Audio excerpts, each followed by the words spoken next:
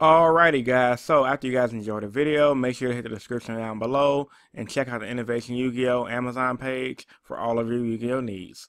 What's going on everyone? So, in today's video, I'm going over the UDS Invitational 2017 top 8 and going over the actual event. So like I always tell you guys, without further ado, let's begin. Starting by saying this UDS event is an event that caught me by surprise in relevancy, and that's mainly due to the fact I saw it on Jonathan Moore's House of Champs channel, and he talked about how the UDS is actually a better event than a YCS and more important.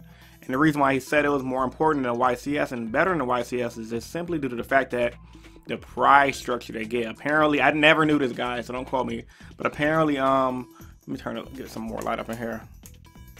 Apparently, first place gets what, free entries to YCS and regionals for life. That's insane. And then you get that pretty cool belt, but you gotta fly out. But they fly you out to the defend your title, kind of like a wrestling thing. And then they also, you know, they just give you that cool playmat which you can sell for 300 bucks.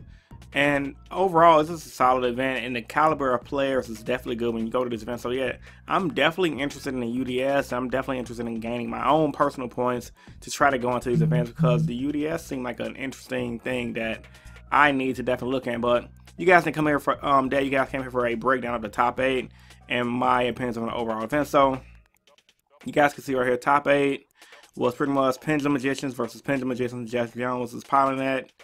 And then we also have Esela something, I'm not gonna butcher his name, and Kasavan something. Pendulum Magician versus Trickster, and then we have another Pen Magician and versus Pen Magician. Then we have ABC versus True Draco. Now, going into the format of this new ban list that we just received, everyone expected True Draco to be the dominant deck, while ABC being a top contender and Pendulum Magician being kind of that rogue factor. Well, based on this top 8 results and me personally looking around at locals, this does not seem to be the case. True Draco seemed to be more on a roguish end and not even that relevant. And Pendulum Magician seemed to just be dominating this event. Apparently throughout the event, there are a lot of True Draco decks going throughout the top 32 and everything. But they all got knocked out by Pendulum Magicians and other decks techie like ABC and Trickstar. So this let me know that while True Draco is a good deck right now, it's not the best deck. And I believe True Draco going into this format will fade out in the backwards. Now, one ABC topping going into top 8 was kind of pretty unexpected. That's just simply due to the fact that based off OCG results, ABC was a lot more dominant. But then again, in the OCG, that they didn't pretty much get Pendulums back at full power.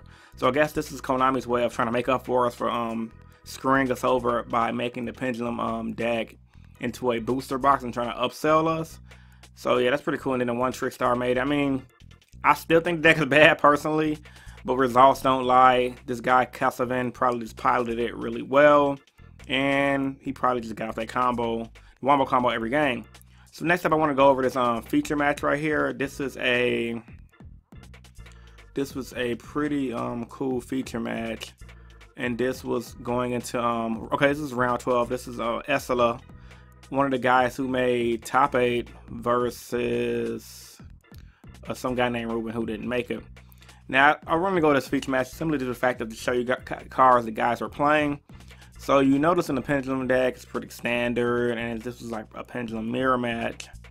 But they're incorporating cards like Mrs. Radiant, which is to be expected, because you guys already know once you can spit out Pendulums from your hand to the field, essentially. But when they come back from the extra deck, they have to go to the main monster zone, which kind of nerfs Pendulums. But when you make a card like Mrs. Radiance and you protect your Mrs. Radiant on the field, that's definitely gonna keep your Pendulum deck strong. They're running this Vermilion guy too. He's pretty good when you cause you can banish a tuner that you use for him to pop a card.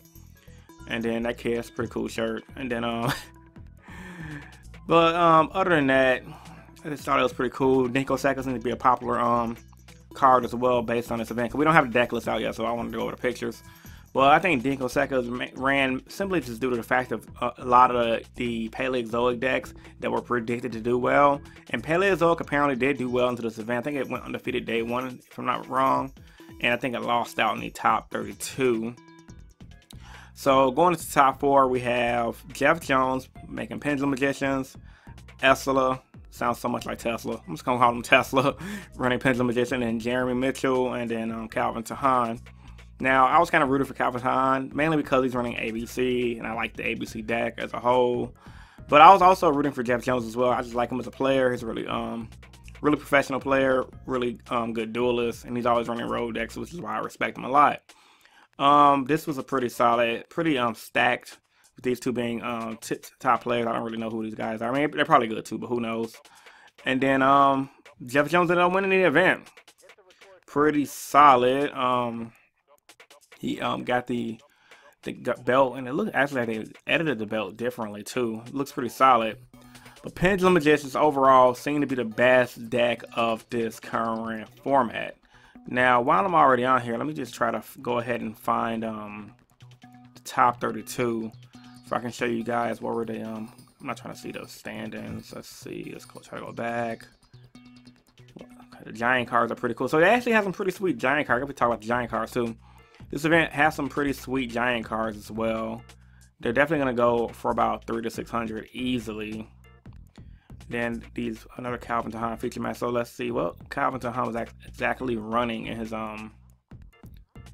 okay. So this is Invoked versus ABC. Yeah, ABC definitely had the advantage on that one for sure.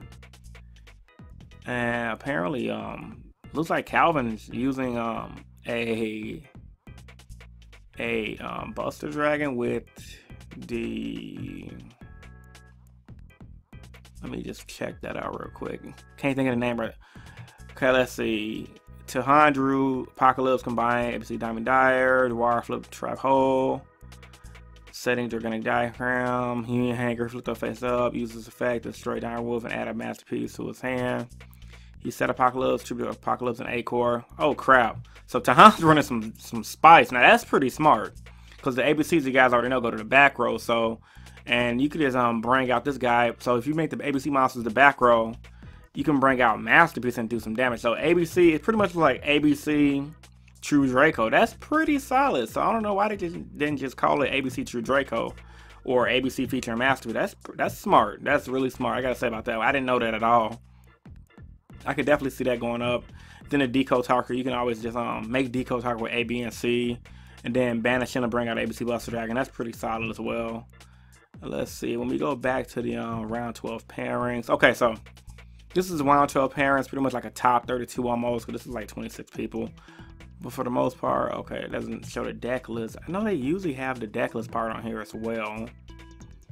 Not important. Don't care about a feature match. I wish these websites was. Come on, get your shit together when making these websites. Ugh. So, okay, okay, I guess they don't have the top 32 pairings, but for the most part, main thing to take away from this event, Jeff Jones won. Who? Jeff Jones. So, as far as him winning, I think Pendulum Magician is going to continue to be the best deck going into this current format up until Circuit Break, until we get the Spiral Double Helix. And then we're going to have Spirals also being another solid deck in this format. And if you guys are wondering how to play Pendulum Magician, since I'm already on the video, you guys can click the iCard right here. The iCard will take you directly to a the Pendulum Magician Explain video I did a while ago, and that goes over the deck in detail. And I'm pretty sure I also did a how to beat Pendulum deck as well. So if you guys are looking for cards to beat the Pendulum Magician deck, because this deck is going to be an easy deck that everyone wants to beat, you can also click this other iCard, and that video will be in there as well. So also, with all that being said, guys, post your thoughts and opinions about this video in the comment section down below. If you guys already know, I'm doing the new rounds of the giveaway is up. And all you have to do to be part of the giveaway is like this video and be subscribed to both my YouTube channels and leave a comment in the comment section down below. So that way I can enter you into the giveaway. The giveaway will be for this new awesome MetaMats Way of the Warrior playmat. And I will be announcing the giveaway winners the first week of October. So all that being said, guys, this is Chris from Innovation Yu-Gi-Oh! And I'm signing out. Peace, guys, and stay innovative. Deuces.